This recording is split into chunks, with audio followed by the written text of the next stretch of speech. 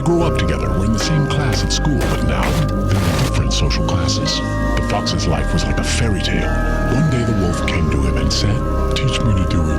I'm tired of my life and I want to play with the big boys. I want to live like you. Tell me what to do."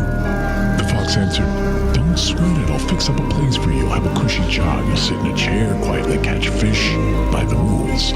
Don't fuss. Take a lot here, a little there. Anything will do." So the wolf nervously looked around and saw that everyone was doing the same thing. And soon, it was all working. He caught big fish and the little ones.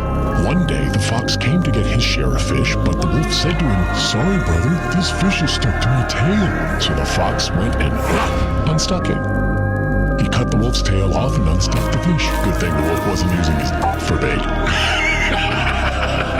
That's what happens when you play by someone else's rules.